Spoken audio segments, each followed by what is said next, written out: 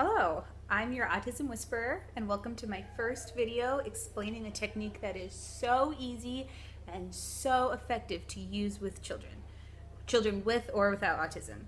And this technique is commonly referred to as Grandma's Law. It's in behavioral terms, it's referred to as the Premack principle. And I simply remember it often as first then, because when we get into it, you'll realize that you're just saying first then all the time, and it works so well. So basically this principle plays off the idea of motivation, that a child needs to be motivated to do something. If they don't already want to do it, they're going to need some external motivation to get them to do it oftentimes. And this is something that is really true for all people. An example would be if I just told you, go do 30 jumping jacks right now. Are you doing it? Well, probably not, but what if I was able to make $20 come out of your screen right now after you did it? You might be a little bit more inclined to do it. Maybe you'd need $50, but still, unless you're physically being held back from doing it, if there's enough motivation, you're probably just going to do something like jumping jacks. So the idea for children is if you're telling them to clean up their toys or bring their plate to the sink or finish their sandwich or go get in the car, whatever it is, if they sort of don't want to do it, if you make doing it rewarding enough for them, if you give them motivation, then they're going to be much more inclined to do it. And not only do you have to give them that motivation, but you have to tell them that that's going to happen. Like very clearly explain to them, you know, that they're going to get this thing because they did this other thing that they like sort of didn't want to do, but it's not something that's like so hard that they can't do, or that's just like, you know, they really, really despise doing. They just maybe don't really want to do it right now. So some great examples would be just, you know, first sit on the potty, then get a fruit snack, or first eat your sandwich, then play with your truck. And it's really important to actually say first, then, keeping it really, the phrase really, really concise. And especially if the kids are younger, you know, if they're much older and have great language skills, that's not quite as important. But when they're young, toddlers, 1, 2, 3 years old, or if they have autism or some sort of communication delay, it's definitely important to keep the phrase really short, really concise, and really clear. So just so that it's as few words as possible, so they know first they do this, then they get this. And I'm constantly amazed at how I'll tell, you know, a child, okay, finish your milk. And I'm like, no! And I'm like, first finish your milk, then, you know, you just have a little car in your hand, then car. And then they're like, oh, and then they just, you know, drink the milk down and get the car. And it could have either been this whole meltdown that happened if you didn't use that technique, or they just never would have finished the milk. And instead you can just solve it in 10 seconds with a simple phrase.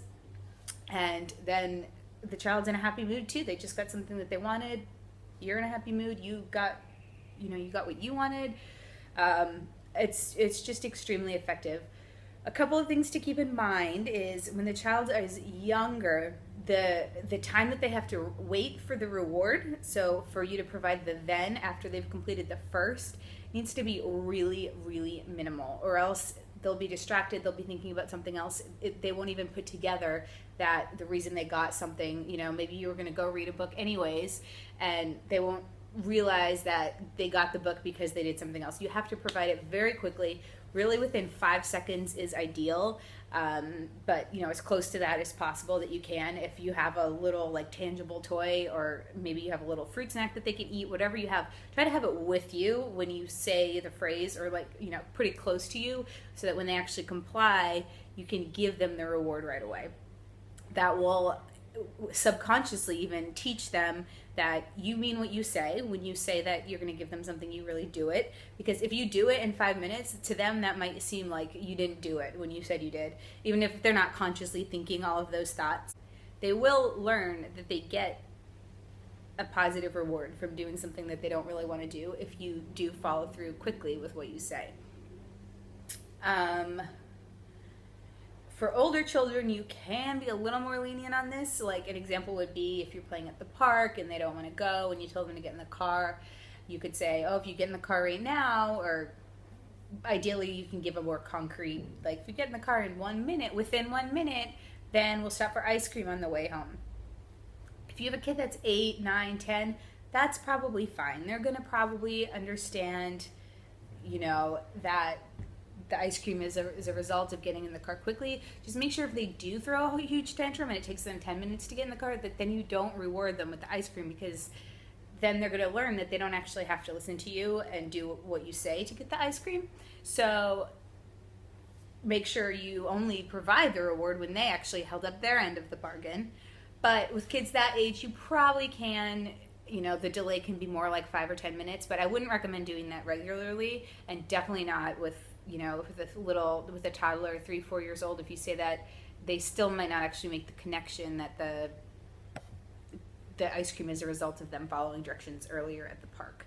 So with younger ones, definitely something that you have tangible that you can give them quickly as soon as they've held up their end of the bargain. That's definitely the best way to do it. Specifically with children with autism, a lot of times you'll have other aids that you use throughout your day and with your child, often like visual aids, like maybe a picture schedule, a textbook, something like that. And those can also be applied in this situation. You could actually use the exact same pictures that you already have and possibly make another board that says first, then, with the two different pictures. And then you can put a picture maybe of an apple if you're trying to get the child to eat an apple, and then a picture of an iPad if you're going to let them play with the iPad after finishing the apple. And then just be pointing at the pictures, first apple, then iPad, and be pairing the pictures with the visual. If you don't want to make another board, a lot of times you can just have the two pictures, loose, just put them on the table or just hold them up. First apple, then iPad, and go from there. So don't feel that you can't use the visuals. Definitely use them whenever you can if that's something that you already are using.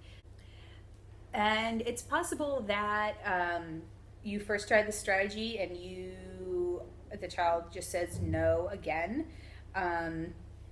Like if you go back to the jumping jacks example, if I said do the jumping jacks, do 30 jumping jacks, and you were like, no, and then I said, oh, I'll give you a penny. Well, that's probably not going to make you change your mind. That's just not enough motivation. If you were going to do it for free, you're probably not going to do it for a penny. But then if I said, I'll give you $20, then you'll probably do it. So maybe the then that you offer your child in the first place just isn't enough. Like maybe they really don't want to get in the car more than you realize, because they're really into what they're doing right now. And usually getting in the car isn't that big of a deal, but they're like super into what they're playing with. So they really don't want to get in the car. So it's going to need like more motivation to get them to do it. So that doesn't mean that you have to throw away the strategy. You have to get to something bigger. It could still work if you just change what the then is. So maybe you just have to be like, well, maybe I will give him a couple of fruit snacks right now. I was going to save them for dessert later, but he can have like 2 now, and then, fruit snacks are really preferred. And then you actually get the fruit snacks out and say, first get in the car and then the fruit snacks. And then maybe that would be enough motivation. Or maybe you'll give him some time to watch TV or play on the iPad, whatever he really likes. You just might have to like up the motivation just a little bit.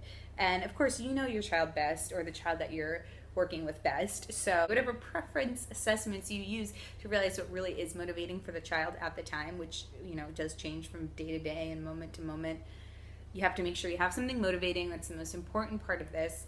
And if you do, you can likely make some progress. And it's just, this technique is great because it's something you can do all the time. And even if you don't have anything on you, you can maybe just like do tickles. Like you can just and then you get tickles if they like being tickled, and tickle them, which you don't need anything like, external tangible items for that.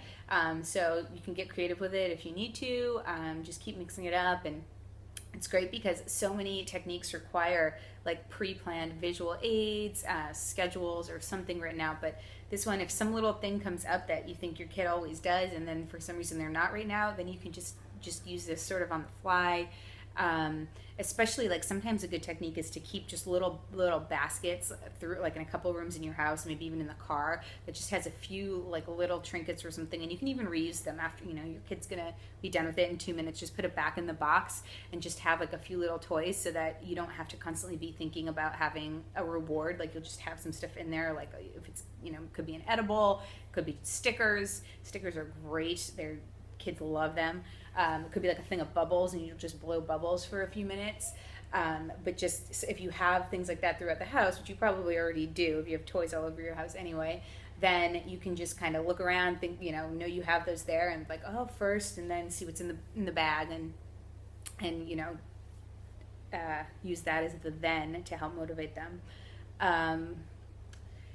So yeah, in conclusion, this is one of my favorite techniques, which is why I wanted to start out and introduce it to you first.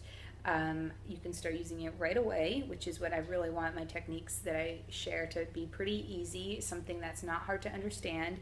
And of course, not every technique will work for every child, but this one has a pretty high success rate, I must say. So as long as you keep mixing up the motivation part of it, it'll probably work sometimes. All of them might not work for everyone, but this one's a good one. So